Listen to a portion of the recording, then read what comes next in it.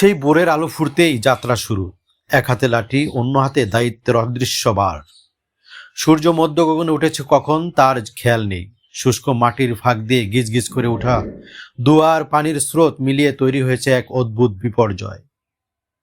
মেঘের লুকোচুরি যেন কৃষকের ফসলের স্বপ্নকেই ঠাট্টা করছে। 1998 সালের সেই বিধ্বংসী বন্যা কেবল ঘরবাড়ি ডুবে দেয়নি, ডুবেছিল মানুষের আশা। অথচ সেই বয়াল দিনে অতি সাধারণ পোশাকে ধুলো, মাটি, মশার কামড়ের তোয়াক্কা না করে গ্রামের পর গ্রাম গঞ্জ পার করে গেছেন একজন মানবিক নেতা।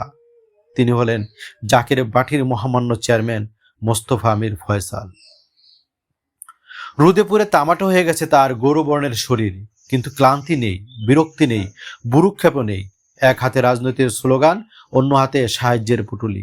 কোনো প্রোটোকল নেই, নেই পুলিশের বহর। সেই কঠিন সময়ে তিনি ছিলেন যেন দুঃখী মানুষের ঘরের ছেলে, যে ফিরিয়ে আনতে চায় হারানো হাসি। রাজনীতির দুনিয়ায় যেখানে সংকট প্রায়শই হয়ে ওঠে প্রচারের হাতিয়ার, সেখানে তার পদযাত্রা ছিল নিঃশব্দ এক অঙ্গীকার। কোনো মিডিয়া ছিল না সাথে, প্রতিশ্রুতির চাকচিক্য নয়, বরং কাদা মাখা পথ আর সাঁকু পারাপারের সংগ্রামে ভাগীদার হওয়া। বন্যার প্লাবিত মানুষের কাছে তিনি ছিলেন পরম আশ্বাস, যেন বাঙ্গা নৌকার বৈঠা বাঙ্গা স্বপ্নের মেরামতকারী।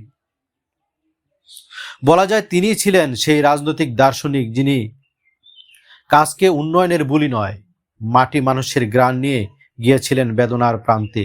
তার ভাষা ছিল সহজ, দৃষ্টি ছিল স্নেহময়। শোষণ বঞ্চনার দীর্ঘ ইতিহাসে সেই দিনের পদযাত্রা ছিল এক প্রতীকী প্রতিবাদ, যেন শোষকের তৈরি সাঁকু ভেঙে দিয়ে গরিবের জন্য বানানো সাঁকুতে চলার আহ্বান। যোগের পর যোগ ধরে শোষিত মানুষের জন্য তার এই মানবিক উদ্যোগ কেবল ত্রাণ বিতরণ নয়, একটি রাজনৈতিক দর্শনের প্রতিফলন ছিল। যে দর্শন বলেছে ক্ষমতা মানুষের সেবা ছাড়া আর কিছুই নয়। এভাবেই 1998 সালের সেই দিনগুলোই মানুষ দেখেছিল এক অন্যরকম নেতৃত্ব। তিনি ছিলেন যেন নদী তীরে ভাঙ্গা মানুষের স্বপ্নের স্থপতি, বন্যার স্রোতের বিপরীতে দাঁড়ানো এক মহামানবিক মশাল। আজ যখন রাজনৈতিক ক্রমে স্লোগান সর্বস্ব হয়ে পড়েছে, সেই দিনের পদযাত্রা আমাদের মনে করিয়ে দেয় রাজনীতি মানে কেবল ক্ষমতার বেদি নয়, মানুষের হৃদয় ঠাঁই করে নেওয়া।